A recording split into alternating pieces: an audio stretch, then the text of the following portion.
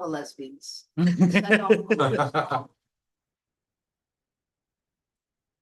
What? I'm not on the, we're not on the mic yet. Who's holding it? Oh, I know. I'm alive. Establish this. All right, we are live now. Let me go over here. Okay. So welcome everyone to Revisioning Democracy. It's a long title, so I need my script. The Stop Project 2025 podcast. This is episode 1. Queers Confronting Autocracy, a conversation with Sarah Schulman. We're being hosted by Anne-Christine Dadesky and J.W. Walker. So welcome.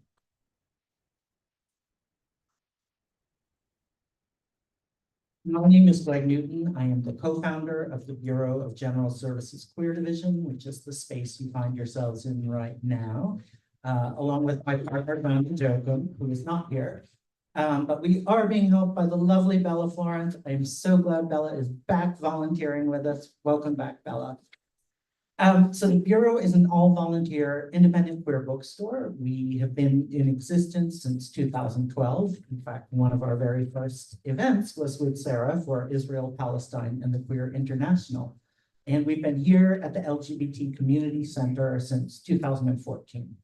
Normally, I would be shaking you down for cash, but tonight we're raising money for this very project, Stop the Coup. So I'm going to pass a bag around and you can throw some money in there.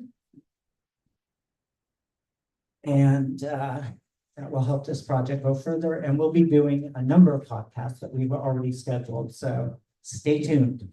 If you're not already on our email list and you would like to be, you can sign up for that at the back of the room or on our website, egsqd.com. And you'll get an email every other Monday about our many upcoming events.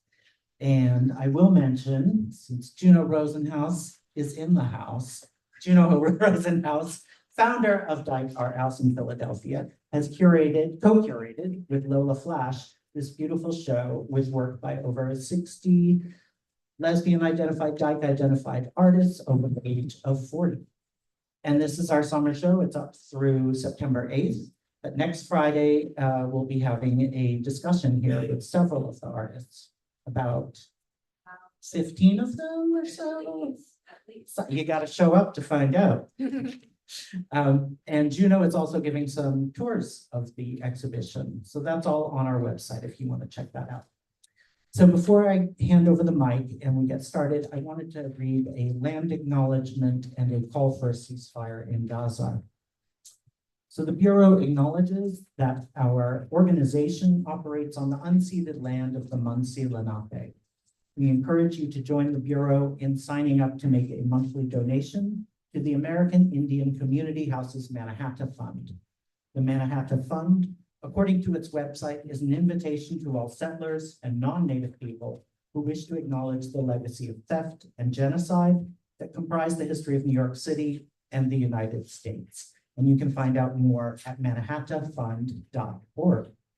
We also want to recognize that today, June 14th, is the 252nd day of Israel's genocidal campaign against the Palestinian people, funded by our tax dollars and enabled by our government's unwavering support. We hope that you will join us in calling for an immediate, permanent ceasefire, the release of all hostages held by Hamas, the release of all detainees held by Israel, an end to the siege of Gaza, and an end to the Israeli occupation of Palestinian territories, in order to stop the collective punishment of Palestinians and to ensure the swift delivery of desperately needed food, water, medicine, fuel, and humanitarian aid to the people of Gaza. Our greater hope is for peace, justice, and liberation from oppression for all people everywhere. Please give a warm welcome to our guests, and let's jump in. Great.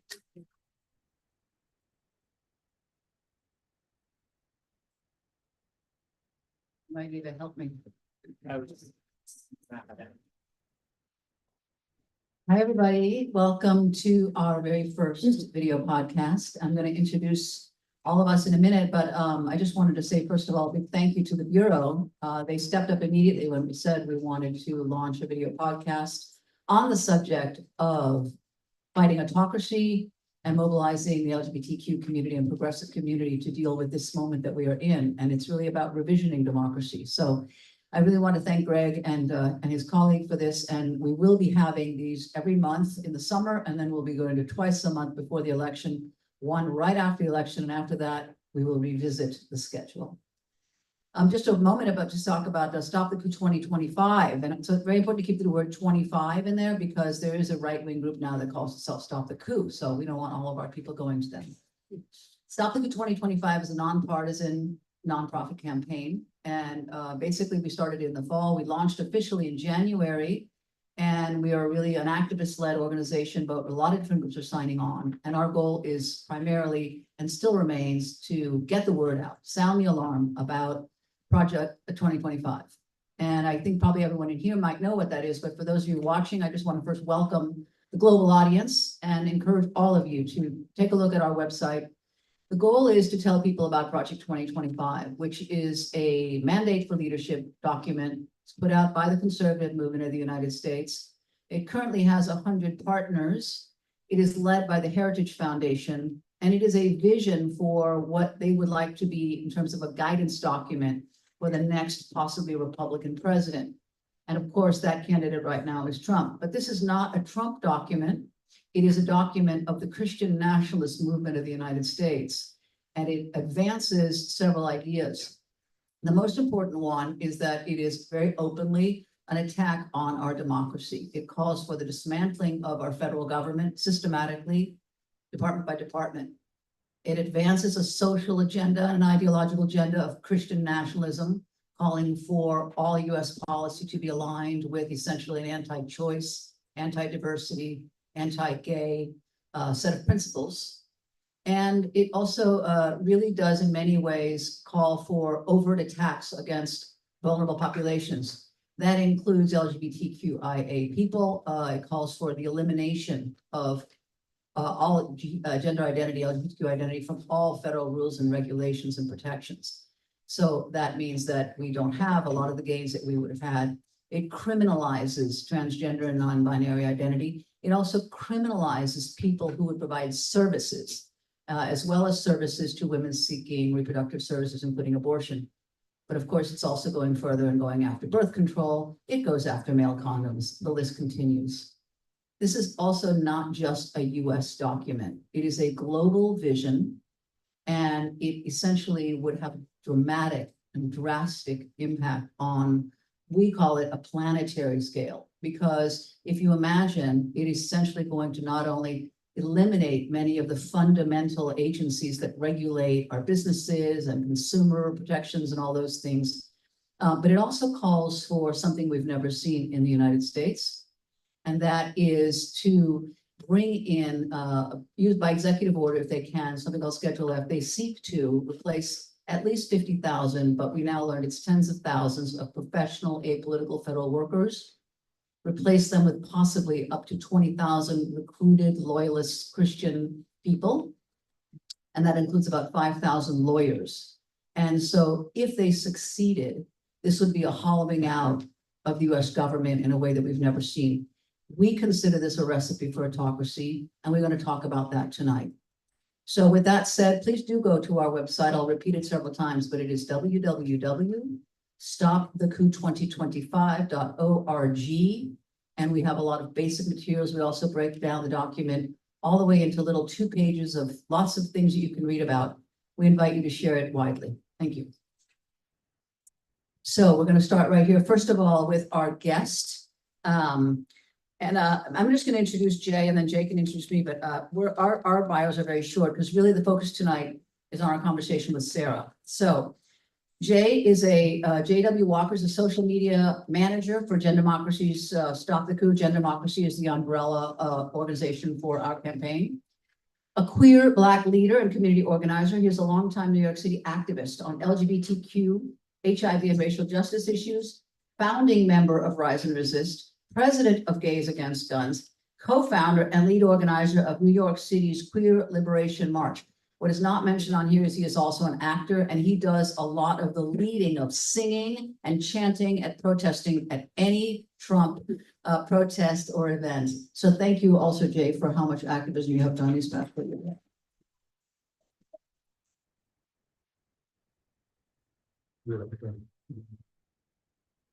Oh, thank you, AC. And I will introduce Anne Christine Tedeschi, known as AC, to us.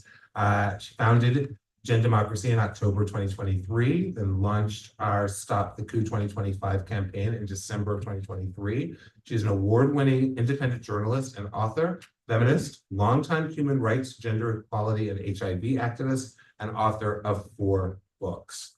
So, and I am honored to work with her every day on this project. I've learned so much in the short time that I've known her. And I'm just very proud to be starting this podcast with her. And also, since we are here at the center and at the Bureau, happy Pride, everybody.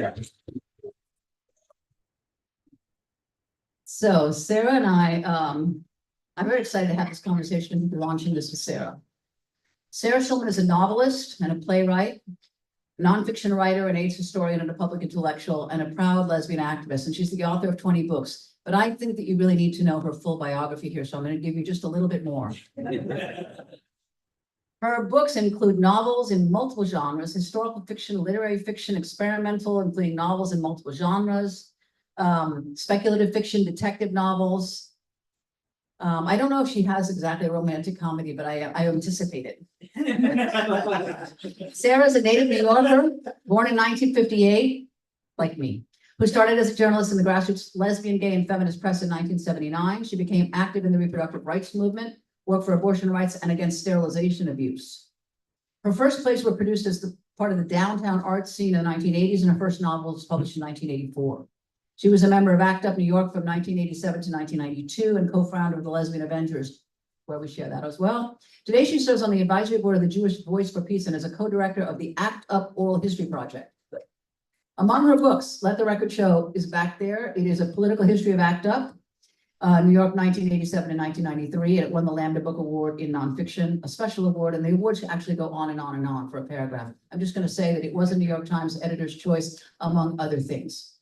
1986, she and her longtime collaborator, Jim Hubbard, started Mix, the queer experimental film and video festival, which lasted for 33 years. She's become a collaborator on many experimental films, including screenwriter and co-screenwriter for 4 features. The Owls with Cheryl Dunye was the director. Mommy is Coming, again with Cheryl Dunye. Jason and Shirley, director Stephen Winter. United in Anger, which is a history of ACT UP, directed by Jim Hubbard.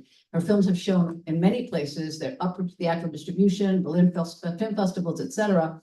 And I think that it's, it's really important for us to understand how much Sarah has done in the context of the conversation we're going to have tonight. So Sarah, thank you so much. Thank you. And thanks for being here. So I just want to get started with a few thoughts. First of all, I just want to say, I like that she's just taking over. Yeah. This is what I. As she should. so Jay and I met in the 90s at Brentano's, if you know what that is. Yes. Anne and I met 44 years ago when we were dating the same girl. It's just our old relationship. So And we're still friends, which is. what this really reminds me of is the Family Protection Act. And I wanted to make that connection because everything that we see from the right wing is decades and decades in the making. When Goldwater was defeated by Johnson in a huge landslide, the Republican Party needed to restructure. And at that point, evangelicals were not even registered to vote. They were completely out of the electoral system. A bunch of people got this including someone named Terry Dolan, who was a leader of the right wing who died of AIDS, started to bring together the evangelicals and the kind of greedy Republican capitalists, if you remember those guys. And that's when Reagan was elected in 1980. Now, the evangelicals brought in this document called the Family Protection Act that is very similar to the document that we're looking at now.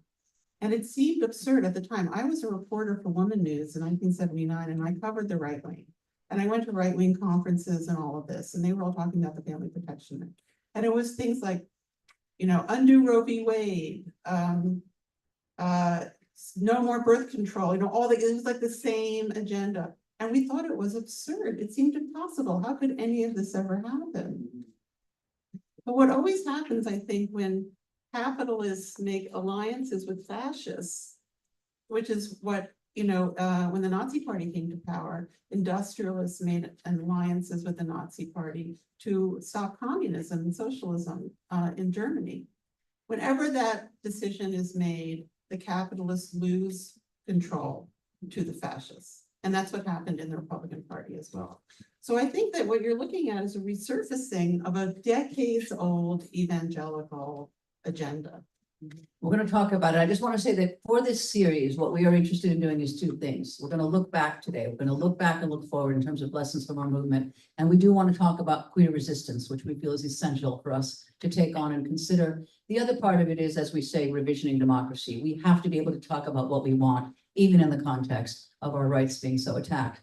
So we're going to go ahead and go right into this. And I think what we're interested, Sarah, is a little personal background. Like you said, we met in the early 80s. I was at Barnard and we met at that time.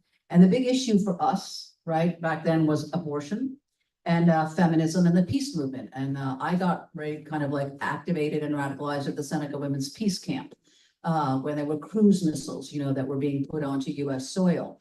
So Sarah, questions for you is, at this point, where do you kind of mark the beginning of your political activism? Okay, that would take the entire. Right. I come from a Holocaust family. My grandmother had 2 brothers and 2 sisters who were exterminated in the Holocaust. That was my mother's mother. And my mother's father's sister was killed at Babi Yar. And my father came from the Fiddler on the Roof people. And my grandmother had experienced pogroms and this kind of thing. So I was raised with this concept that the most dangerous person on earth is a bystander. Now, unfortunately, my parents, like many people who've suffered historically, were not consistent in their application of that revelation. So whereas my mother was extremely anti-racist in relationship to Black people, she was also very homophobic, and my parents were very anti-Arab. So, at a young age, I saw the discrepancies between what we were told and what was actually true. And then, the 2 things that I did wrong were being a smart girl, which was like a crime in my family, and then being gay was the cataclysm of all time. So, that betrayal by my family mirrored the intense sexism and homophobia that queer women of our age experience and still experience. So that's where it all comes from in a nutshell. That took 20 years of therapy. So we both joined Carassa, along with Maxine Wolf and other lesbians who identified as feminists. And I think that I was kind of interested in thinking about that moment of political organizing, to gain abortion rights. And, if you're looking back, like what did and didn't work in that moment? I'm thinking about that reflection. Okay, so let's just contextualize that. So, abortion was legal in New York in 1971. That's when I was in junior high school. It became nationally legal in 73, and it was funded originally. In 79 was the Hyde Amendment, and that's what took away Medicaid funding for abortion. So after Hyde, only 7 states provided funding. So we really only ever had abortion rights from 73 to 79. After 79, it depended on where you lived and if you could get the money. So the illusion that we've had abortion rights all this time was just that, an illusion. When Hyde was argued in front of the Supreme Court and the court ruled in favor of the Hyde Amendment, there was a gathering in the village there used to be a radical church on West 4th Street where a lot of our community's political meetings took place. And that's when I got exposed to the people who were looking for a politic that was broader than single issue abortion. And this became known as the reproductive rights movement. The predecessor was an organization called SESA, the Committee to End Sterilization Abuse, which got sterilization regulations passed in New York City in 1979. So there was campaigns to sterilize basically Latinx women. People were getting sterilized without signing consent. The consent was not informed. It was part of population control. And in fact, the head of sterilization in Puerto Rico, this guy named Antonio Silva, became the head of OBGYN at Lincoln Hospital. So when people from SAFA and people who were fighting Hyde got together, they saw that the original concept of reproductive rights was the right to not have a child and the right to have a child. And as reproductive rights expanded, people realized that the right to control your sexuality was a reproductive right, the right to childcare, an issue that has completely disappeared from the left.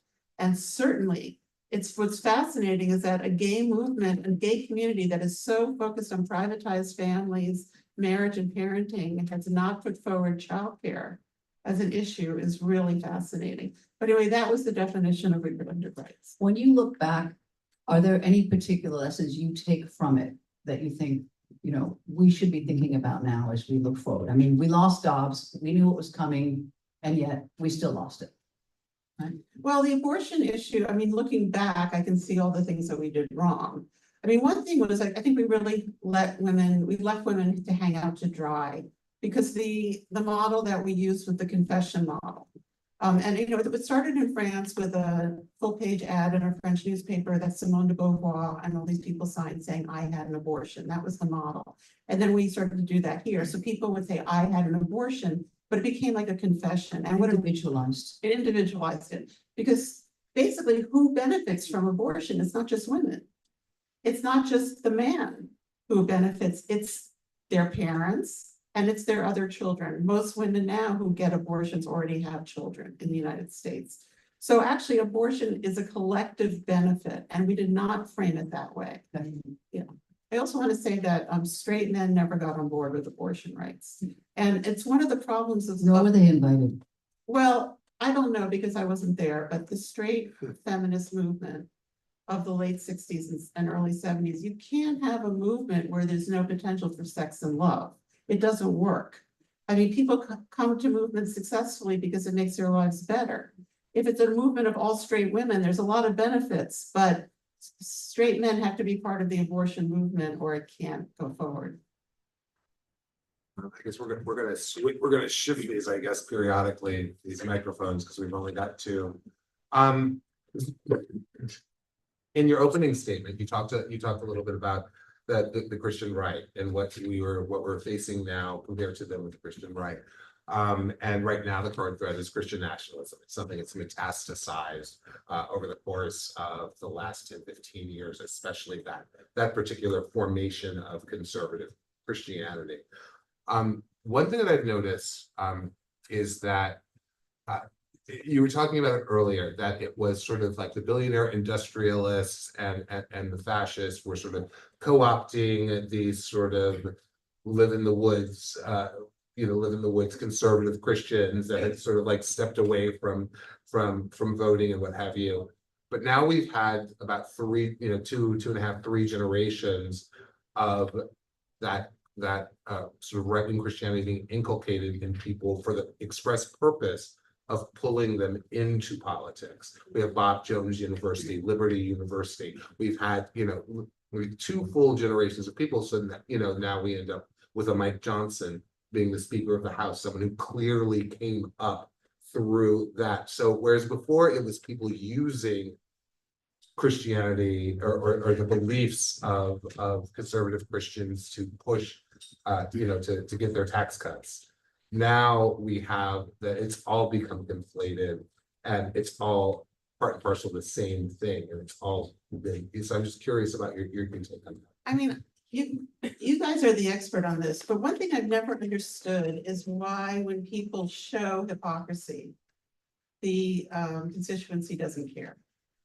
I'm very, very confused about that, actually. Do you have any insight into that? Yeah, I mean, I think that we have actually failed, the left has certainly failed, I think, not only to deal with religion, but to really understand that we have a radicalizing going on in this country. And it's about giving people a higher purpose. And a lot of the Christian nationalism we see comes from these ideologies, and dominionism is one of them. And it's the idea that you're not just here for yourself, you're here to be able to create, it's almost like having a personal mission to be more godly and more saintly. It's elevating you to have greater purpose, elevating you in your community. And so that is the thing, that is the emotional pull. And so even though people can recognize that, as they put it, Trump is kind of, he's a fallen person for them. they're able to kind of manipulate this ideology because the idea is that they're all working for a higher purpose. And that's, very successful propaganda. And then the other part of it is, I mean, this is incredibly well organized. This is all funded. It's multi-billion dollars of funding. And I think, the fact that we're still learning about this now in 2024, when we've been seeing it the last 3 or 4 years, that's a problem. We have not dug in. We have a few groups that have looked into this, but, we also didn't pay that much attention when Leonard Leo took over the courts before Trump. And the same person, the same people are behind this. A lot of this document that we see was organized between the January 6th and 2022. And it involves specific people, specific money, and specific organization. And we were not there to see this coming. Some groups were, but not at the level where, we're really playing catch up. And the question is why, It is, I mean, if we're looking at other countries, we'll talk about ISIS, or we'll talk about, Saudi Arabia, we'll talk about mullahs, but we don't talk here about Christian fundamentalism as a political movement, and that's what we are dealing with. Can you raise the microphone? Yeah. Pull it out, we'll just pull it out, we're gonna pull it out, we're gonna hand it around, Okay. there we go. And speaking of which, that was a very big part of the push. I don't know even how to express it, the issues surrounding HIV, well, the dehumanization of queer people, particularly people living with HIV and AIDS, that ACT UP fought so strongly and so successfully, I think, against. There was a cultural movement combined with an activist movement to overcome that stigma that was put upon the queer community and the community of people living with HIV and AIDS, and you were a big part of that in ACT UP. So I'd love to hear you talk a little bit about that. Well, this is what I address in my book, Conflict is Not Abuse. That there's okay.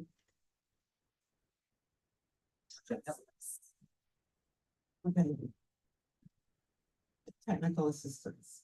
Thank you. We have a trope where we take people who are endangered and act like they're dangerous. And this was people with AIDS. This was the whole thing about gay people are going to molest your children. Now we're seeing it with Palestinians. It's very, very effective that people who actually are the underdogs who actually need help are positioned as a threat. And that's a trope that we've been reacting against all of our lives. I think also, we're here to talk about autocracy, and I use that word, it's a big word. What does it really mean? But one thing it means is that the goal is to essentially gain power by dividing, by divisionism. And we're seeing it now because it's effective. Every autocracy we've seen is to go after whatever the community or the group is in society that is vulnerable, that has less rights, demonize them and present them as a threat to other people, present them as somehow not normal. And we saw this in the early years of AIDS. We see it now again with transgender. And we'll talk about why, but I want to know from you, what are some lessons that you took from the way we organized that are applicable now? Oh, the lessons from ACT UP are really important today. Jim Hubbard and I interviewed 188 surviving members of ACT UP over 18 years. And then I cohered that information into a 600-page book. So I feel very familiar with this material. I think the most important, because ACT UP is one of the most successful social movements in the 20th century. And for those of us who were in it, we had the incredible privilege of being part of a movement that actually made a difference in people's lives. So we know that it is possible. The biggest takeaway from ACT UP is that it was not a consensus-based movement, and that's so important for today. There was a one-line statement of unity, direct action to end the AIDS crisis, and that was direct action as opposed to social services. But basically, if you had an idea that was direct action to end the AIDS crisis, you could do it. Now, we were not a confrontation-averse group. This is pre-gentrification, New York culture, a lot of Jews and Italians and people screaming at each other. It was very intense in there. But if you had an idea and I thought it was a terrible idea, I would probably yell and scream at you. But in the end, I wouldn't try to stop you from doing it. I just wouldn't do it. And that's a big difference. If you don't like someone else's idea, just deciding not to do it, as opposed to trying to stop them from doing it, is a very important tactical difference. So what would happen is they would do their idea, and then I would find my 5 people, we would do my idea. And what this radical democracy produced was a lot of simultaneity of response.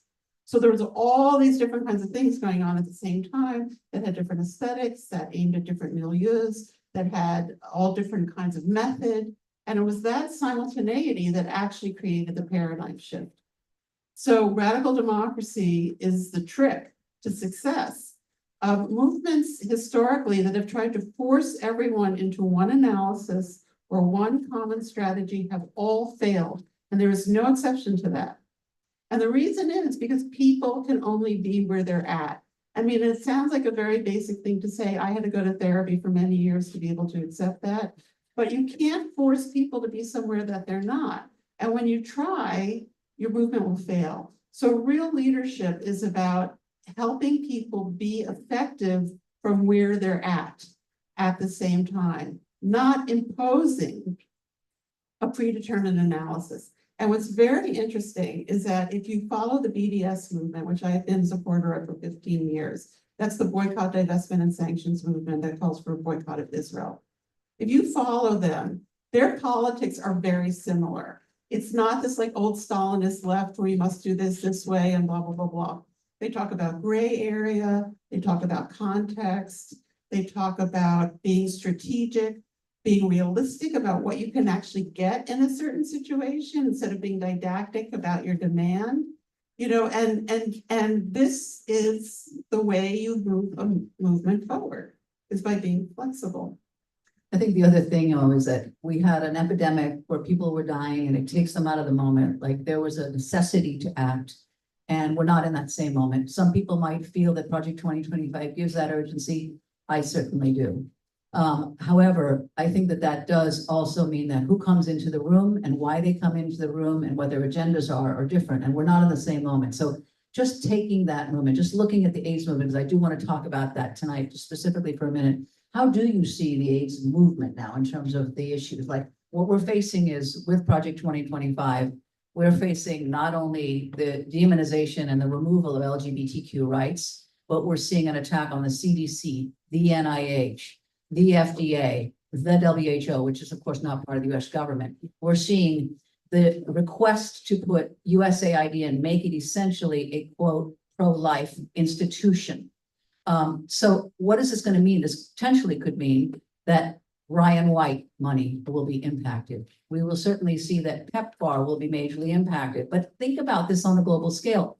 Every single agency where someone is getting money from the federal government of the United States, if they don't agree to go along with that agenda, they could lose funding. This is a catastrophic possible impact. What is it going to mean for the AIDS epidemic? What is it going to mean for the other epidemics, right? We have other diseases, Well, whether it's COVID, et cetera. So, I mean, the failure of ACT UP was that we did not mature enough to be able to build a coalition to get healthcare in this country. That was our fail, right? And that's our problem. And AIDS issues are within the healthcare movement. I just want to talk about a little bit about the history of the gay movement, and that brought us to where we are now. And Jonathan Katz is here. He may disagree, but we'll see. In my view, the reason that there was an autonomous gay and lesbian movement, and that's what it was called at the beginning, the gay movement, it's not because people thought politically there needed to be an autonomous movement. It's because we had been kicked out of the left. The Communist Party had expelled gay people, I think until 1998 or something crazy like that. We all know about the civil rights movement sidelining Bayard Rustin. The feminist movement had a number of lesbian purges, most of which have not been historicized yet. So the reason there was an autonomous gay movement is because nobody else would have us. And I remember like there used to be a leftist newspaper called The Guardian, a Marxist weekly that was 100 years old and came out every week. And when they decided to take on gay issues, they had a debate about whether or not it would be gay rights or gay liberation. And they chose gay rights because they did not believe in gay liberation. So we were really on our own. Things are very different now. In terms of the entire progressive left, openly queer and trans people are in the leadership of every progressive movement in the country. That is where the radical queer movement has gone, and that's where it should be.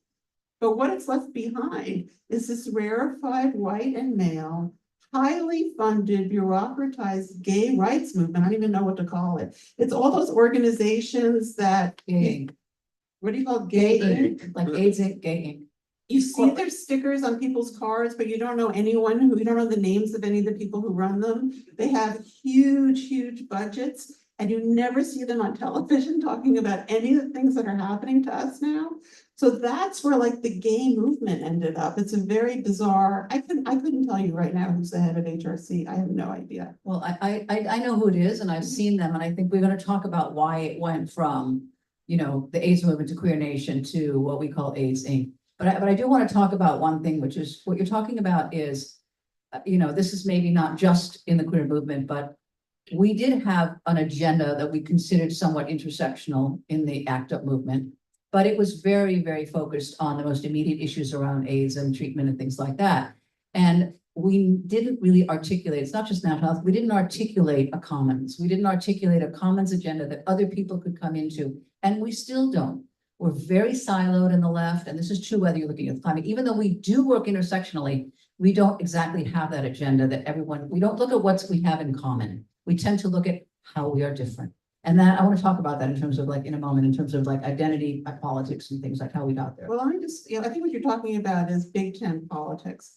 And one of the problems with trying to control the analysis and strategy of everyone around you, which is a fail, is that you end up not being able to work with people because they use a different word than you do. This hyper critique, this idea that activism is taking people down, that is the opposite of activism. Activism is about opening doors for people and making things possible for people, not hyper critiquing them and taking them down. So if you can't work with someone or even talk to them because they used a word that you don't like, or because they don't agree with your full agenda, then you're lost. You have to be able to be in coalition with people on the issue that you agree with them about.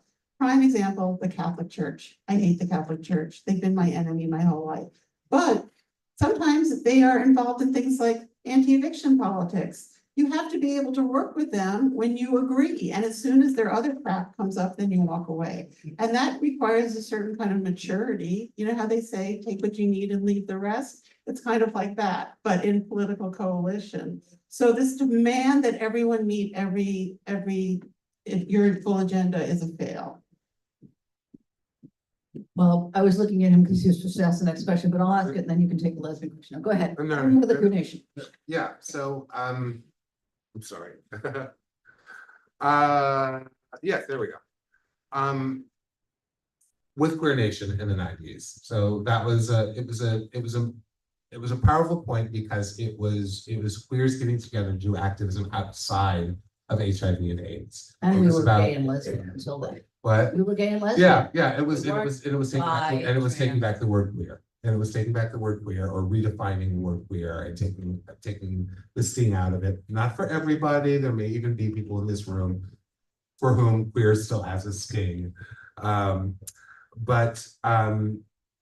So in that sort of like the evolution of gender identity and discourse, and I personally, so this is AC wrote this question, and I'm going to flip it a little bit. I personally hate the term identity politics because if you're a writer, you understand language, and identity politics as a pejorative is an invention of the right, and because. If I'm talking about being Black and gay, it's identity politics. If Speaker Johnson is talking about being Christian, it's not identity politics. And so I'm a big believer in not using their terms. I don't use the term pro-life. I use the term forced birth because that's what they actually are, and they don't care if women die in childbirth from complications from not getting miscarriage care, for instance. But identity is political, personal is political. So I'd like to hear what you've got to say about how we're going to get over that. How we're going to get over that siloing that happens from the way that people identify. We saw a little bit of it during the 4 years of the Trump administration, where the walls broke down between a lot of different groups and a lot of different, that's what the resistance was. It was a lot of different groups that had been siloed in some cases for decades, off doing their own thing, the environmental movement, the disability rights movement, the choice movement, Black politics, queer politics. And we had a common enemy suddenly we had a common enemy that nobody expected would have ever been elected president, and we came together. And then we voted him out the next election, and then it's all split apart. And when with Project 2025, we're under a greater threat now than we were during those 4 years. Funny, I've never thought about it that way. If I'm thinking about something like Jewish Voice for Peace, which is about a 25,000 member anti-Zionist pro-boycott Jewish organization, and I'm on the advisory board. This is an identity group of perpetrators. This is not a bunch of people saying we are the victims, so we have to form an identity group. This is an identity group saying not in my name. And that's an interesting twist on things. So I mean, because I'm thinking, what identity groups am I in? That's the only one I'm in.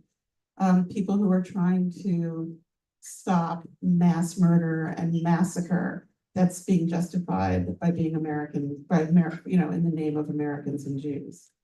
So that's my experience with that. In terms of representation of experience, which I think is kind of how I, as a writer, how I would look at that, you would be shocked as to how much is still not representable in the entertainment industry. I mean, there is still not a play in the American canon about lesbian adults.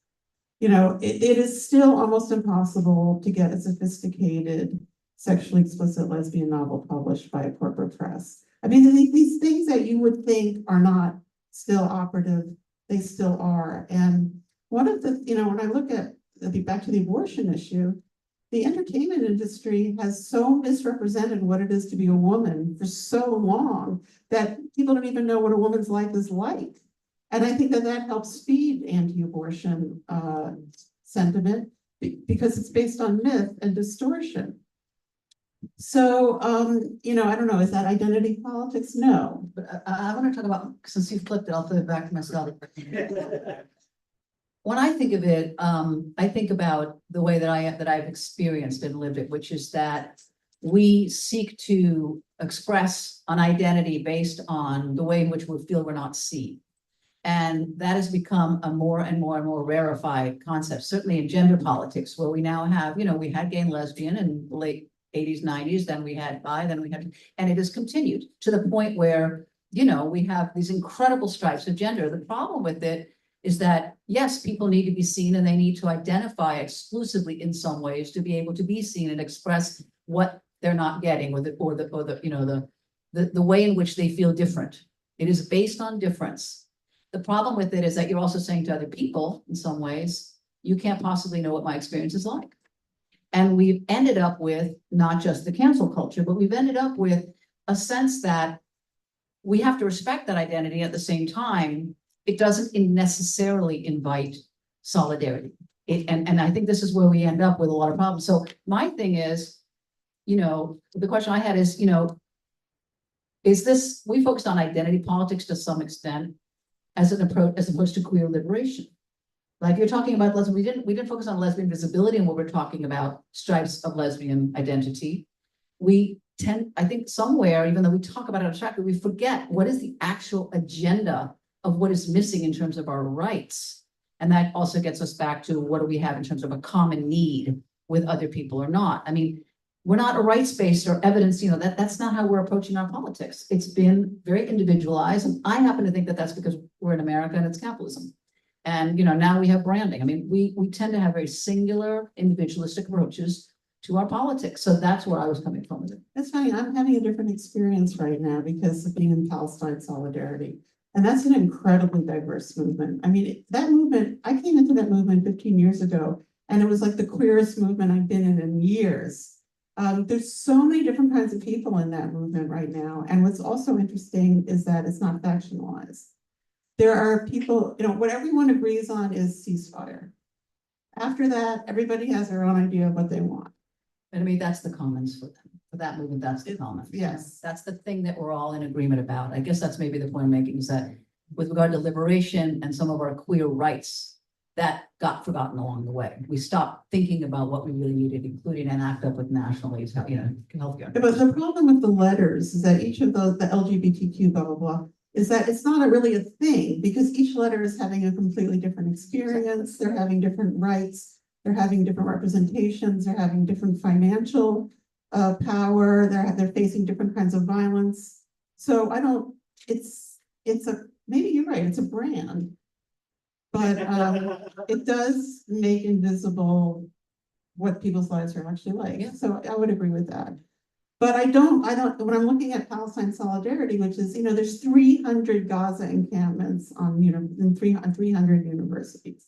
I mean, this is the youth movement of this country right now. And their demand is divestment. And that's the D of BDS is boycott, divestment, sanctions. So they've taken this very kind of marginalized agenda and made it the main political conversation for young people in this country right now, on and off campuses, because of course, all these demonstrations that were in the streets and still are every day in New York City for months before the Gaza encampment started at Columbia were not students. I mean, some of those people are students, but they weren't organized as students. So I see us moving away from what you're calling identity politics and back to a collective left that is opposing the government, is building people power, is coming from the grassroots up. Millions of people are marching in the streets against this war in Gaza all over the world. Nobody in the world wants this war. And it goes all the way up to even Biden's staff did a demonstration calling for ceasefire in front of the White House. It's really just these men who run the world, these actual individual people who are defying the people power. But let's see what happens at the convention, and let's see what happens in the fall when the I just want to say there's a lot of women in there too. Have no illusion. There's a lot of really powerful right-wing women, and a lot of them have money, and they have a very, very intense agenda, and they tend to speak from the female experience, which doesn't resemble our experience, but in there still are, I think we need to really be clear about who these people are. And, they're our neighbors. They're also our neighbors, they're our family. Like, we have to really give a face to what that movement is. It's not just 10 people sitting up in Washington. It's very widespread. And with the student movement, we're seeing yet another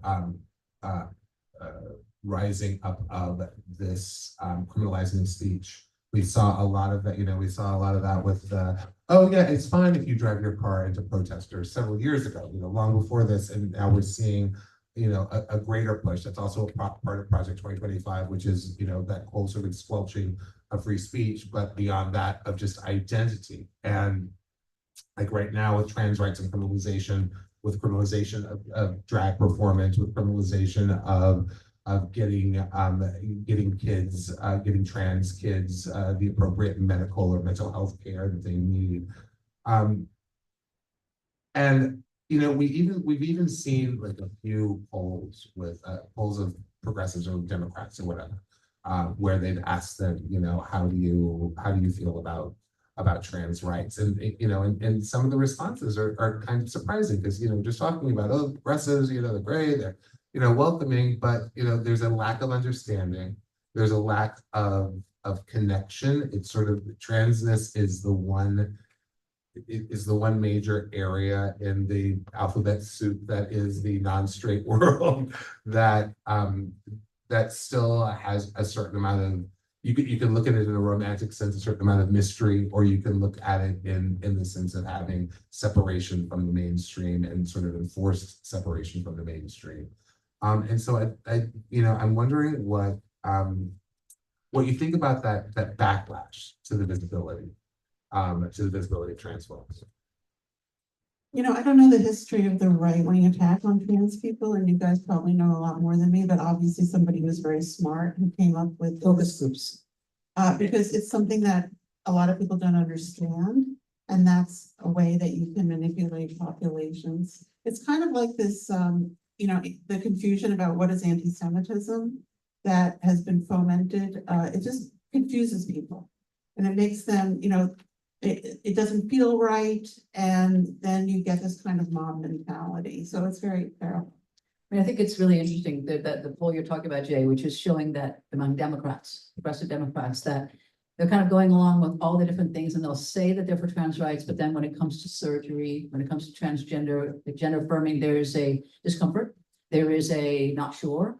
And this is why the right actually decided that this issue was such a good wedge issue. But also there's some models. So one of the models, Project 2025, people may know about, but may not, is the Hungarian regime of Viktor Orban, and very Catholic country. And that model essentially really implemented the kind of strategy that Project 2025 is hoping to do. In fact, the Heritage Foundation is now contracted with the Orban administration to help implement Project 2025, meaning that they found that these were the social issues that really people were vulnerable to. So you see less pushback, you see less people speaking out when something happens, you see less defense, and therefore you see that separation. And then you get, of course, the normalization of, the transphobia and all of it. And so, I have really been, in many ways, really wondering, like, where is the queer movement on these attacks on trans communities?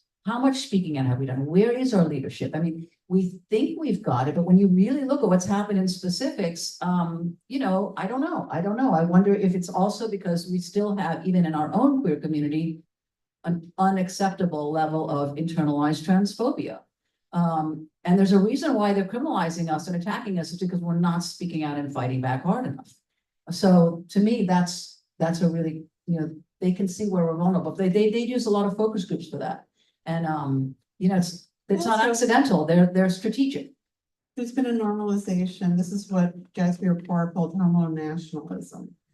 Right, that once mostly white male gay people get rights, they start to identify with the state. And the clearest example of that is the Netherlands. And then, so with the homo nationalism, they identify with the state. And then the thing that they fear are immigrants.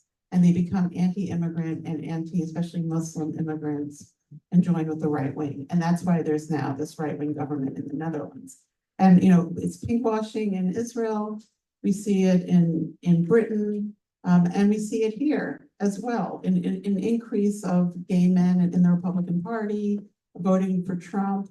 So, there's nothing inherently radical about being gay. And I guess we were wrong, because at the beginning we did think there was, but there isn't. And you're just as co-optable as anybody else. But is it also partly like, when I think about where we are with Project 2025, I look at it and say, it's because we won so much. We made so many victories, and as a result, we're seeing Patrick, partly because people did go from the AIDS movement to then creating institutions, to then joining institutions, to then getting AIDS Inc. And now, in the generation that followed us, I mean, people were not taking the streets, they were joining corporations, they were creating them. Everybody was starting an NGO in the aughts. I mean, that's what happened, so that you didn't get necessarily a protest movement. You got people who knew how to run institutions and write grants, and that's what we have. In many ways, we have the fruit of success. It's assimilation, and every movement has done it. So, we have victories there, and we have, as a result, and I keep getting back to it, we kind of took our ball off the liberation agenda. We tried to go the rights agenda, and we went for,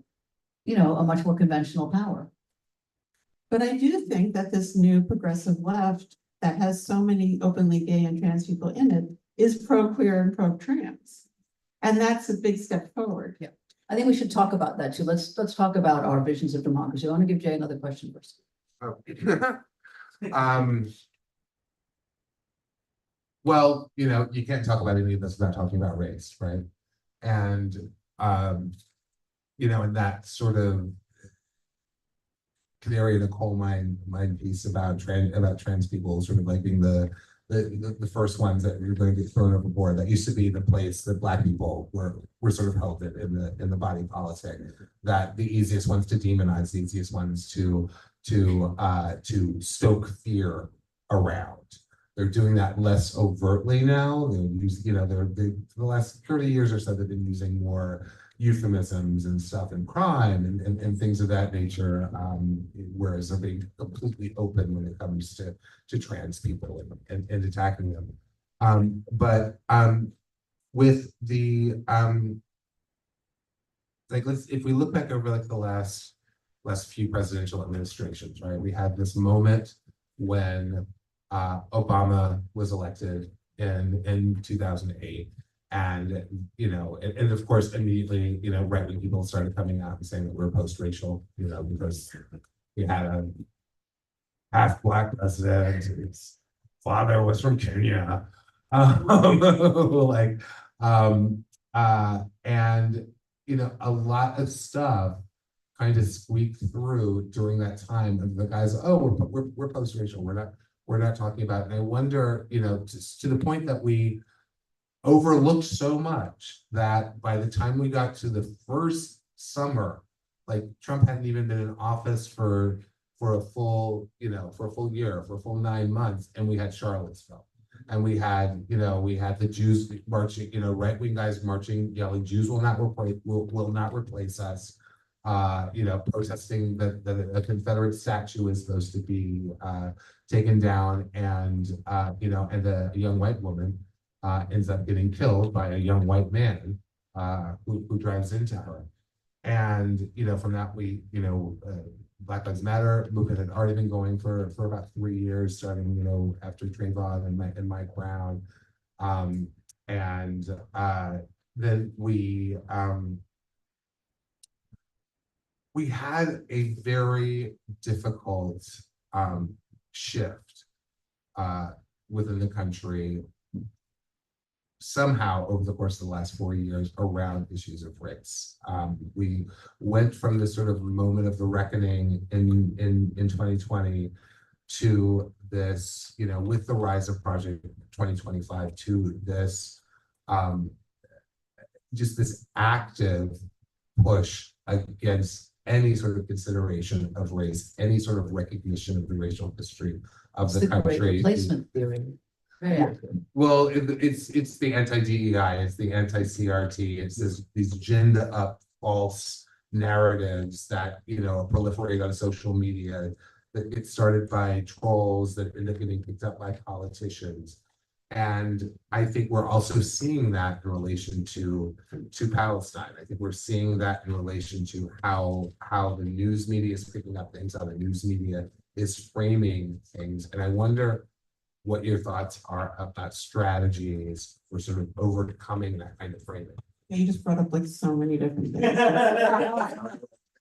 So just quickly on a few points, Obama. You know, when people thought Obama was progressive because he was Black. So that kind of racism is everybody projected onto him, but nothing in his history told us that he was going to be progressive. Well, he was a community organizer early on. I remember when I went in to vote between him and Hillary Clinton, and I was like crying because it was a woman and a Black guy, and I was so stupid because, you know, it was the same.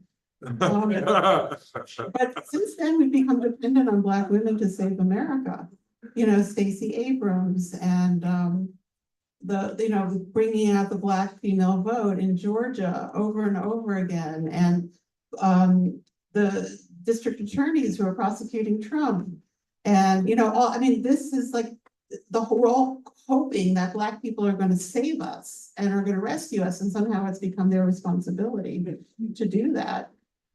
I think also, you know, I was listening not long ago to a really great talk with the Apollo, some of the Black activists who talked about, you know, they took a pause also after, you know, after thinking that, you know, we were going to pick up the woke white, you know, was going to pick it up, that everyone was kind of doing a reckoning of their whiteness and their internalized whiteness. And so there was more space to think that they could maybe, you know, give some of that over. And that was a real mistake.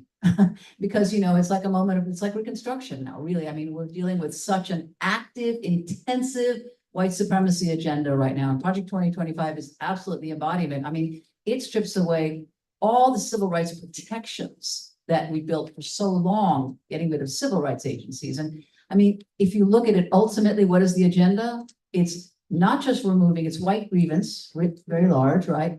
But it's also removing the mechanisms for protection against discrimination. So it's much more than just a kind of, oh, we're not going to teach this history. It's a very aggressive white supremacy agenda. Can we start opening it up to the Yeah, audience? but I want to talk about one question, Oh, for you, okay. one question, which is we're talking about revision democracy. So my personal take on this is that we need to mobilize. We have not quite 5 months before an election. And the only exit strategy that most people who are my peers talk about is, well, I think I'm gonna have to go to Portugal. That is really their exit strategy, right? They're gonna get out and they're not gonna suffer the next 4 years of Trump. And that is an exit strategy for some people. But the question is, where is our resistance? What should we be doing? There's an enormous amount of preparedness. And so in our campaign, for example, we're going to try to bring forward preparedness tools. Whether you're in an NGO, you need to be preparing. You need to think about your organization. What is it going to be vulnerable to? Your staff, clients, continuity of care. You can't wait to see what happens in November. You need to act now. But the other piece of it is, what is the conversation about a democracy? And we skipped over the young people because I wanted to talk about that. You know, people are saying, I'm not going to vote, or I'm not going to vote because what is the difference between Biden and Trump?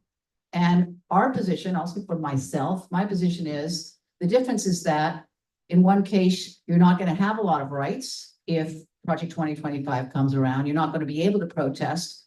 Protests will be criminalized. We'll lose a lot of our rights. Whereas if we have a Democratic candidate, we have, all the broken democracy we can talk about here, but we have an opportunity to fix it. So that's my position, but I want to hear from you about that. What are you hearing? You're in the movement. What are you hearing? I mean, I think it's very hard to ask certain constituencies to vote for Biden. I mean, honestly, how can you ask an Arab American to vote for Biden? How can you ask a student who was arrested by their university president calling the police to vote for Biden? It's very hard. And now we see that he's doing this whole thing at the border. The Supreme Court just ruled against the National Labor Relations Board. I totally understand your argument. I probably will vote for Biden because of abortion. But I can't in any way justify or claim that anything good is going to come out of the Democratic Party at this point. What I wanted to say back before is that my favorite person in Congress is Cori Bush. I love her. And she started, and this is about Black women are will save America. She started single-handedly the ceasefire caucus, which now has over 40 people, including 2 Jewish members. That was her, and she votes right on absolutely everything. And what's amazing is that the only good people in government are people of color who are in the Congress. These young people of color who, 10 years ago would have been very marginalized leaders of grassroots movements.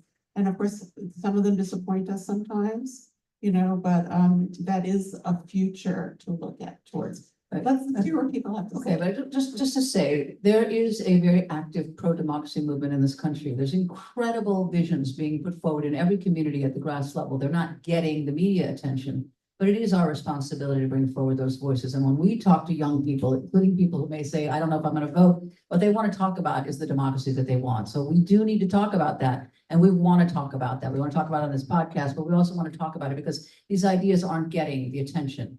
But whether it's a green economy, whether it's on every level, at the most local level, there's incredible vision that is out there. So the question is, why is all of our media attention on the revenge model of Trump? And why are we not also taking responsibility for bringing forward solutions and giving them more ink, right? All right, let's open it up. Yes. Netcats. No. Oh, No. Okay. I thought you had his hand up. Go ahead. You were talking earlier about how we don't get abortion rights because men don't support it. And I would love to know what you think that's about, because I had a friend who got a girlfriend pregnant and was forced into a shotgun marriage. So why don't men see that, when a woman gets pregnant, there are 2 people involved? And they might both have an interest in. Okay, so the question is, why is it that men, especially straight men, have not gotten on board with abortion rights? Yeah. Well, men don't do very much to help women at all anyway, not in any level of life, so that's consistent. But I also think that we did cast abortion as that it only impacts the woman who's pregnant. And we haven't had a broad cultural conversation about who benefits from abortion, which is everybody. So it's partially our messaging, but overall, I don't think you can find one element of society or any social milieu where men who are not profiting go in and actually help women. It's just not a dynamic that we have in our culture. I'll just add one thing. Yeah. The one thing that I would add to that is that the abortion movement and feminism have been inextricably linked. And there has been a concerted societal effort by powerful forces within our society to demonize feminism in the eyes of men. And so abortion is feminism, and they're straight men. There is, it's those feminists are they're why I'm not getting a job, they're why I'm getting paid less, they're why my house is dirty because my wife's out working and she's not cleaning. I mean, it's that. And so I think that is also part of why a certain portion of straight men feel that is just over there. It's interesting that you go to that because it's true. Feminism is the most demeaned progressive movement in history.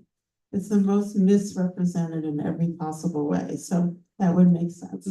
I don't know how, when you make these big statements, I always want to agree, but then I also want to say, like, is that true? It is true. I mean, Very certain. no, there's certain things, if you look at representations of consciousness raising in books, in films and whatever, it's always something that's childish, it's to be mocked. I don't think that very little about what women have accomplished for ourselves has been accurately represented in any kind of mass way. Like we have a lot of cultural objects like Roots, Selma, Angels in America, things that everyone has seen and that become a touchstone for a more advanced conversation. But what the women's struggle for just rights is something that we have no sophisticated cultural piece that everybody has seen that we can all refer to. It's just a very untold or misrepresented story. I just want to say for all the straight men out there that Project 2025 is coming for you, right? It does not like male condoms and it does not like divorce. Never mind birth control. So, I mean, this agenda is really an equal opportunity agenda, but I think that one of the things it does is it advances a view of the family that's extremely narrow, it's heterosexual and married. And it really goes after anyone who might want to be defined as a single person or a single head of household, never mind all of the other people, including all the LGBTQIA folks. So I think that, it does embody a very weaponized patriarchy, and that is not by accident. I think the thing we saw recently with the young guy who was speaking out about speaking to a bunch of women at a college campus and telling them that they've done very well to get their diploma and now they should, take care of their husbands. That's what you find at the core of that Christian national movement. And that person was taught that. Really? So we need to understand that the education that's going on every week in these churches, and we have to pay attention, like, I think that we would like to be here in New York City and not understand how widespread this messaging is and how much money and how much focus is given and how much it is a political agenda. I mean, the organizing that's going on right now in order to, for example, win this election, it's not a red-blue thing, which a lot of people who are doing politics thinks. They are mobilizing across churches and they're mobilizing leaders who don't even have congregations. And, I just want to go to this other thing to talk about is that we're also not really paying attention almost to the issue. Like anti-Semitism, right now is being incredibly weaponized. And I just want to say that anti-Semitism is on the rise. It's intense. You can see the data. It's not just the ADL that's saying this, and anti-Islamophobia is really on the rise. But what's being weaponized is the idea that the students are anti-Semitic.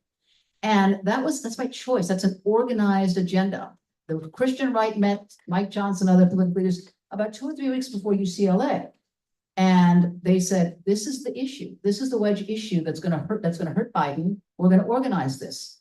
And the disinformation is happening, the money. That's why you see, for example, the right-wing militias that you saw turning up, the Proud Boys and others at UCLA and those shock troops. It's not by chance. It's being organized, and we need to report on it. We need to talk about it. We need to make people understand this. I think that we have a responsibility to do our work too. And where's our media? The media is talking about as if this was a normal election, as if these two candidates were equivocal. we have never seen the kind of agenda that they're proposing. So more questions. Okay, let's open it, yes. Come on, And folks. also, there might be people online, yeah. Thank you for all of this. I wanted to ask two questions. One was a fun setup, but in terms of when you're talking about why are we not defending trans people, I wanted to hear, I think there's a lot more reasons. One of them is generations of the narrative of pedophilic shame, right? The pedophilic shame. And that's always wielded. And now that specifically an attack on children, where it's steering the attack on trans adults, it's about children. And I was wondering if you could say more about that and familial homophobia and about that narrative that I think is so baked into multiple generations of queer consciousness, trans consciousness. So Jack just made the very brilliant comment and observation that in our defense of trans people, we're focusing on children and not on trans adults. And that this is a defensive reaction to, certainly in my generation and older, this constant charge that we were pedophiles, we shouldn't be near children, gay people are not allowed to be teachers, and all of that. So that's very psychologically astute. And what is your second? Well, I was wondering, like, who are you reading and who are you getting information from? This is stuff, but who are you reading and who are you getting information from about the right? Because we're saying we're not seeing it, we're not learning about it. You guys had to organize all these materials; these didn't exist. So where do you go from information? How are you finding? It's a good question. Well, first of all, Project 2025 spells all this out. So there's no hiding. And parental rights is an issue that resonates very strongly. It resonates strongly with Democrats and progressives. I'm a parent of 3 young women, one of whom is here, and there's no one that doesn't feel like maybe they want to know what their kids are doing. And they were able to really manipulate that issue. The criminalization piece is because we continue to feel a level of vulnerability about the presentation. It's the same as the abortion. They've taken the abortion issue and they've weaponized it now for trans issues. And it means that also some of the strategies that have worked around abortion can also work around transgender rights. But I think there's this constant repetition of false narratives. If you look at Project 2025, it's an amazing propaganda document, and we try to break it down to show, they're constantly kind of mixing fact with half fact, fact with overt, what we call gaslighting. And again, it's all about normalizing a rhetoric, normalizing a set of rhetorics, and then repeating that and repeating that. And that's a lot what we're seeing with the transgender criminalization. And I just add one other piece, which is that they can't go after the cisgender gays and lesbians anymore. Well, they're going to. They Well, are. but no, but what I'm talking about is in the public sphere, there are too many cisgender gay men and lesbians with economic power, with cultural power, with broad reach, and for a good 20 years there have been strong, powerful, centered cisgender gay men and lesbians. So the gays are coming for your children piece doesn't work, and so they've had to go very, very granular and focus on the drag queen that might have said titties in front of a child, and that somehow wouldn't destroy that child. And they have to go after the trans person because that's going to somehow confuse the child, or they're just going to be a child molester because they have to take what they can get, and they recognize when they've lost some ground, and so they flip it and they go wherever they can. And we see that on the right wing in a lot of different areas, and we're seeing it in relation to how they're dealing with the student protests and with activism toward Gaza. It's very similar to the way that they're weaponizing the concept and redefining the concept of what anti-Semitism is, because apparently all of Jewish voices for peace are now anti-Semitic somehow. But let's talk about the power also, because in Project 2025, you have some very, very powerful gay right-wing people, especially in tech. You have people like Peter Thiel and others, and they're putting their money into an agenda that is rabidly anti-gay. And so we need to look at, again, we also have to look at what's the corporate agenda, what's the money agenda. Project 2020 is a major agenda to not only hollow out our government, but make it very easy for major corporations to make a lot of money. So why do people turn a blind eye to the social policy? Why do we see so many, corporations pulling away their money from the gay movement and not giving to, all the different causes they've been giving to for a long time? Is because people on one hand have this idea that they can protect themselves maybe from being, attacked, but also because it's economics. There's money behind this, and that's a big part of why they're getting the support that they are, or they're getting people who are not speaking out against it. That's what, back behind Brian. Yeah, you. Barbara.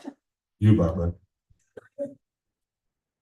I'm just trying to put together thoughts from different directions and how they are affecting this political moment. So I've been working on Gaza since October with ADP. And thinking about this amazing political movement that has risen around Gaza in the country right now and all of its possibilities. I'm also trying to put that next to the need to stop Project 2025. And when I look at those two things together, what I'm seeing is that Biden's stubborn commitment to Israel is one of the biggest obstacles right now to fighting Project 2025 and to the stop of 2025 movement. And so I'm trying to figure out how does this issue get productively addressed in the fight against Project 2025? One question I have, because I have not exhaustively read the document, is what does the tone that they produce have to say about Israel? I don't know the answer, and I'm hoping maybe some of you do. But is there a way to bring that into the conversation? Because evidently, just blatantly, obviously, the commitment of the Christian nationalists leads to the state of Israel.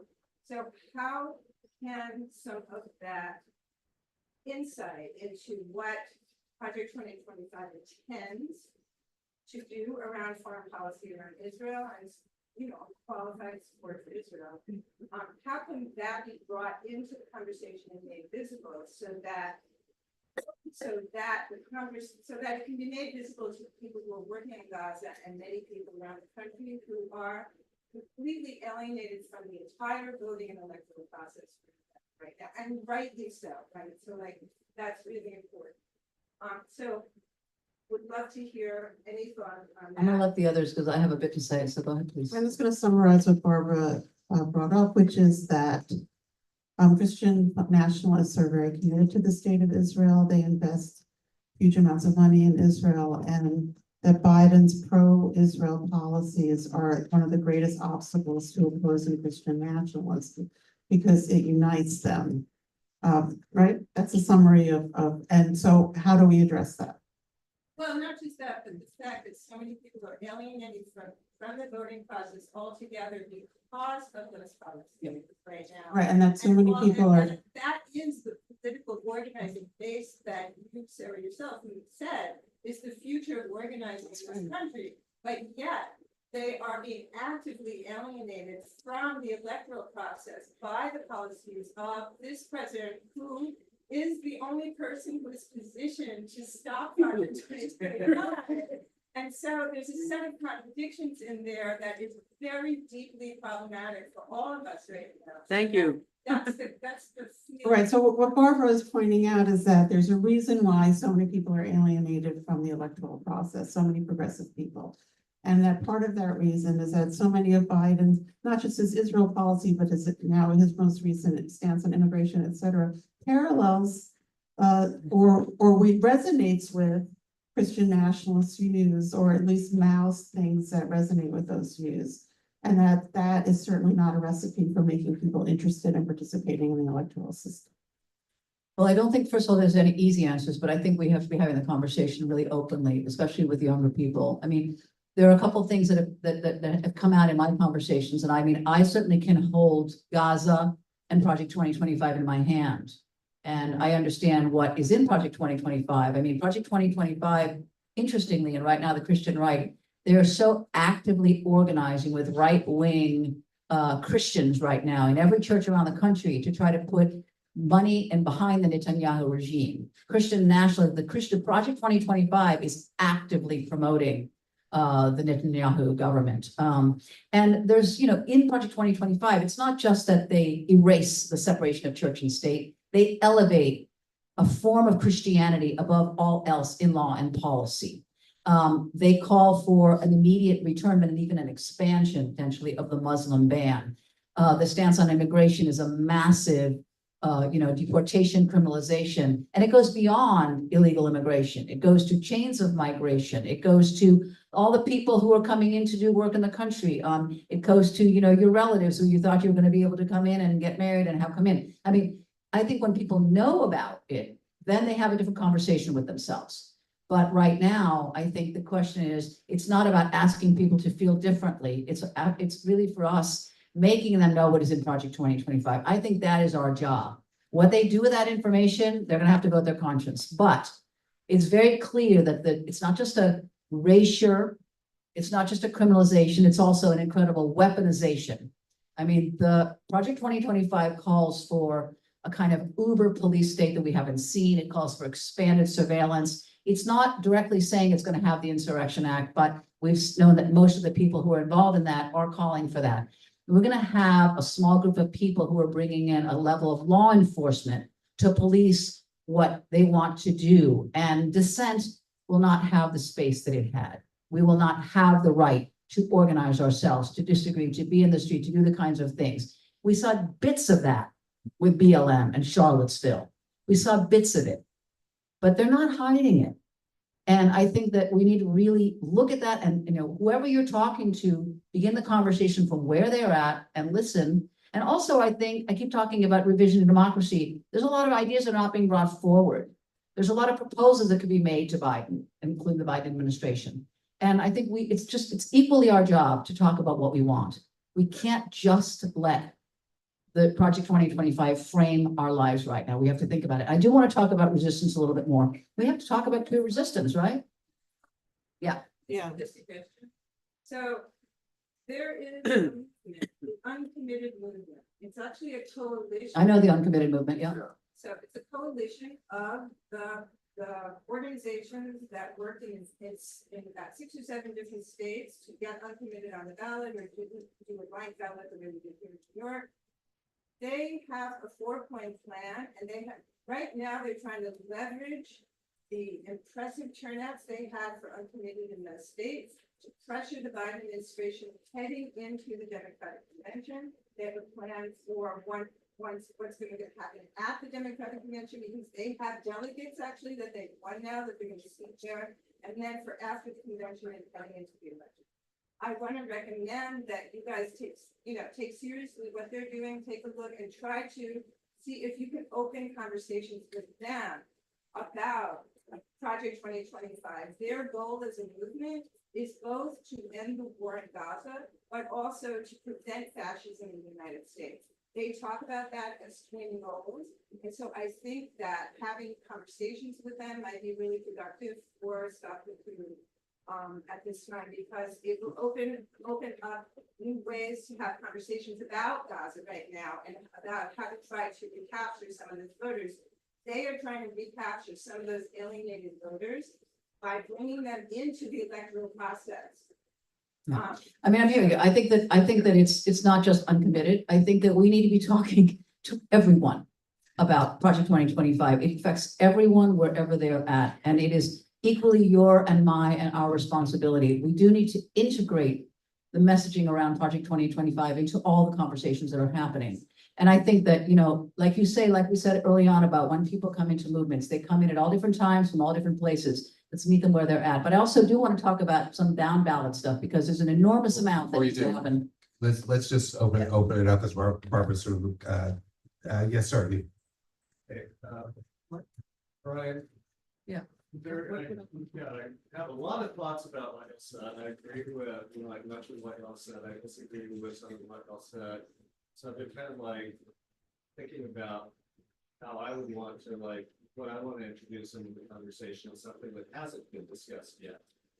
And this actually kind of like spins off of talking about abortion, which is what y'all up with, unfortunately, rights. And this is something that I've tried to do part of for years. And, like I kind of like wrestled with the question, like why has the LGBT movement seemingly been successful over the course of my lifetime, while the reproductive rights movement has actually lost ground. And there's a lot to be said there, but one of the things that I've been thinking about is how disgusted what the underlying act is plays a role in contributing to othering and fear of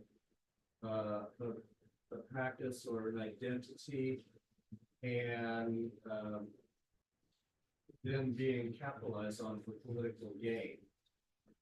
So where my thinking on this originally started was about 20 years ago, before marriage, before same-gender marriage was legalized. For the legal magazine that I was working for, I did a review of a book about it, and it mentioned another book by another law professor in which he was talking about, this other law professor was talking about the role of disgust in setting boundaries.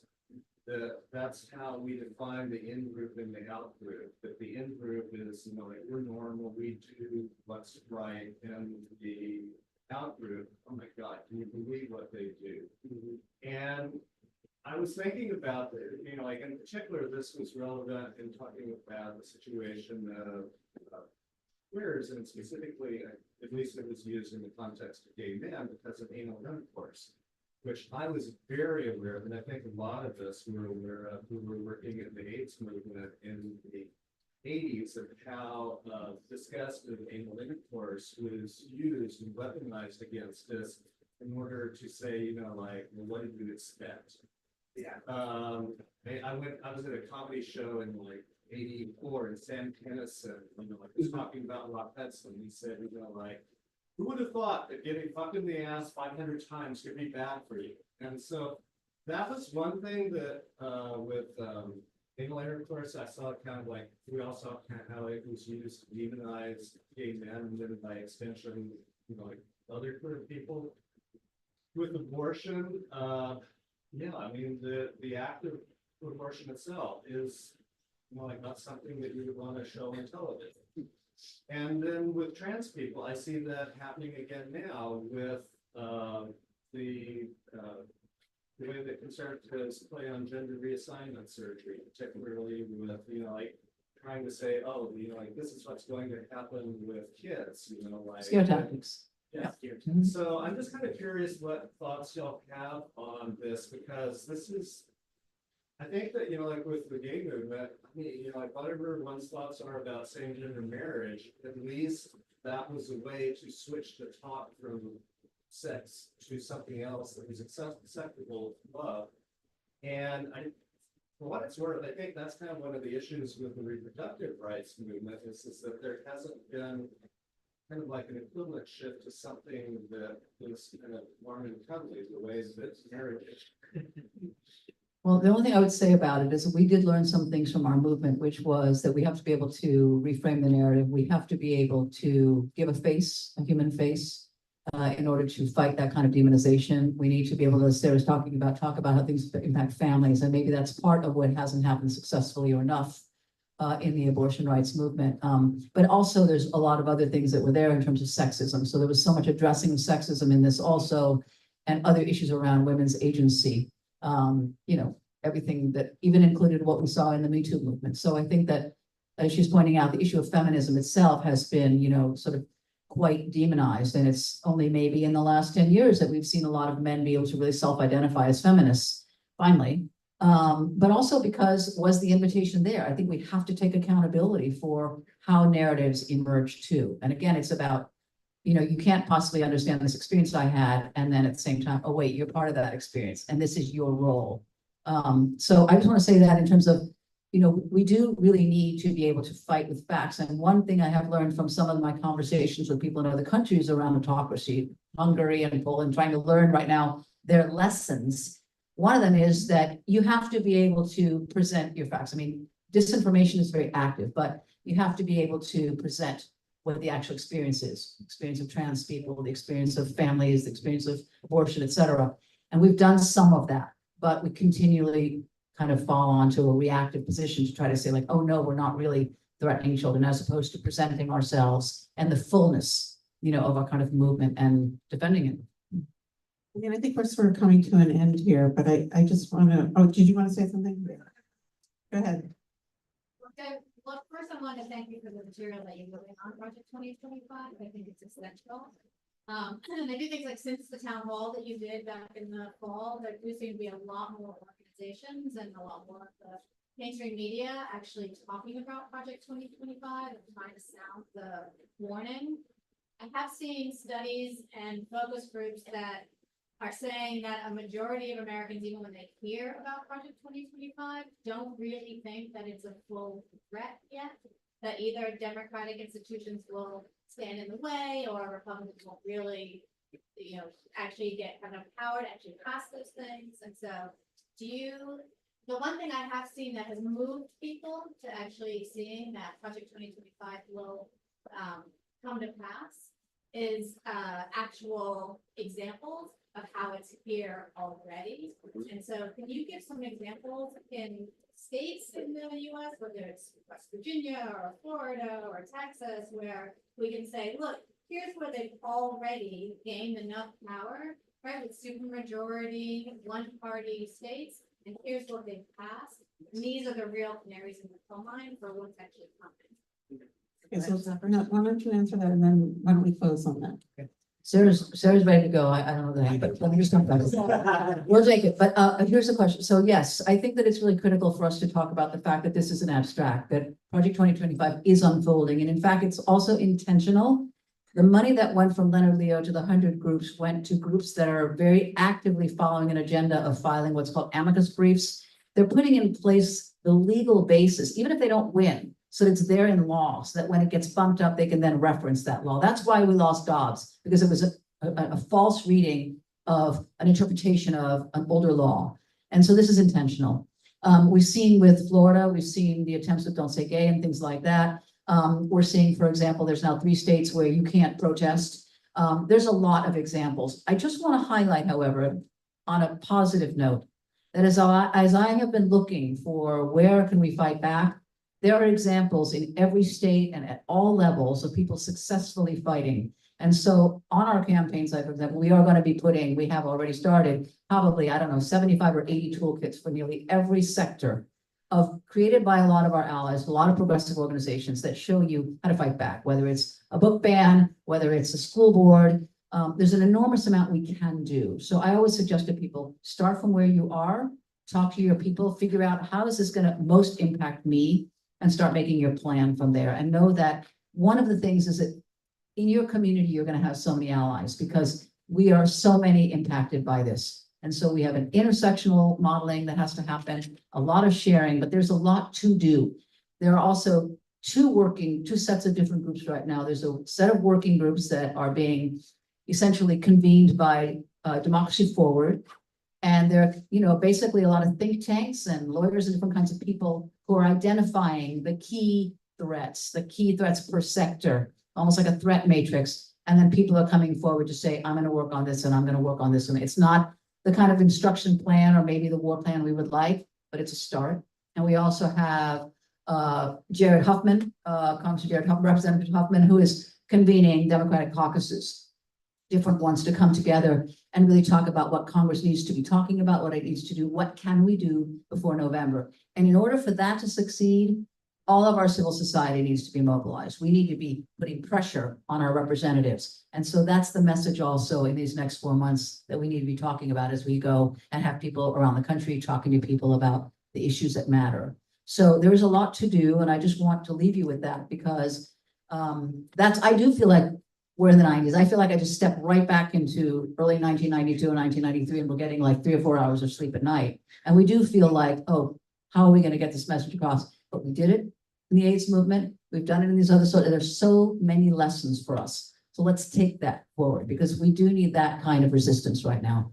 And I invite you all to please bring your best thinking and understand that, like you said earlier, you know, we're surprised by what we can do and how many people we can reach. We have a lot of people to reach. Last thing is, there are 5, maybe 6 swing states. There are very small numbers of people in those swing states, specific demographics to target.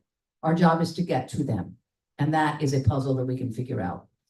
And I just want to add in that, just to go back to what Barbara said, I think that elections are harm reduction. And I think that when we are talking to young people, we're talking to people that are disaffected, that is the most important message that we have to convey to them, that there is a certain level of privilege in being a one-issue voter that we cannot afford at this moment in time.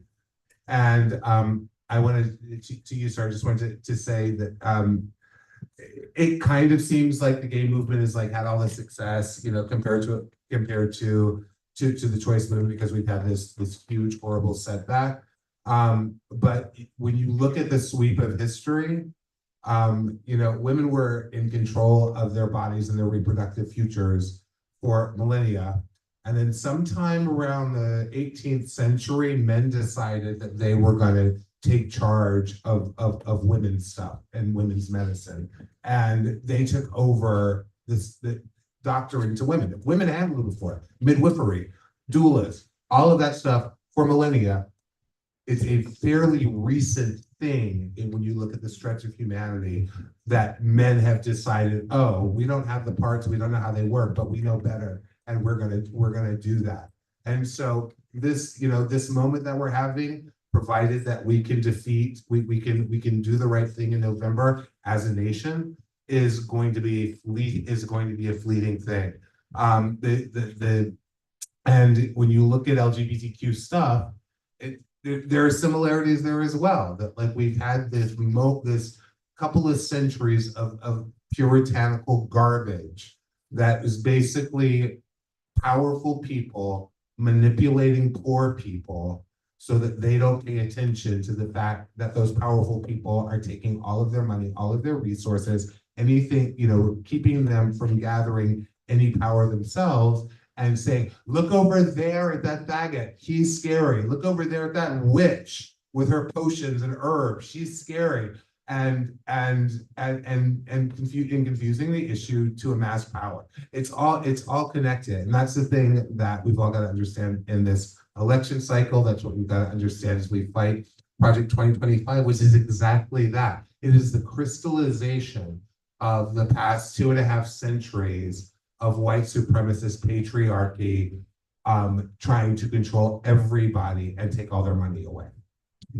I also want to talk about the fact that it's global, and what we're seeing right now is the rise of populism in a lot of other countries for a lot of different reasons. We're going to wrap up, but I just want to make a pitch. One, we have our very first fundraiser because we've been racing and we really need money. We really need help for the next 4 months. So please consider coming next week. We have a mixer. It's the Revolution Will Be Twirled.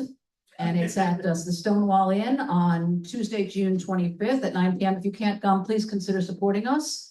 We also have information on our website.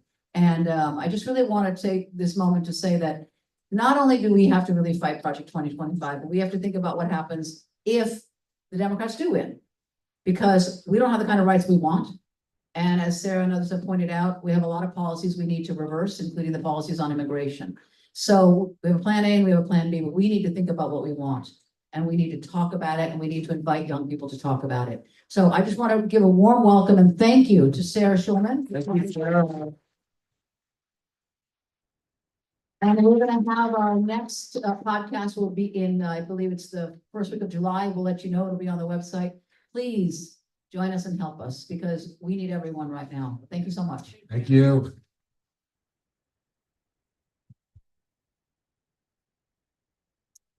Thank you, online viewers. Have a good night.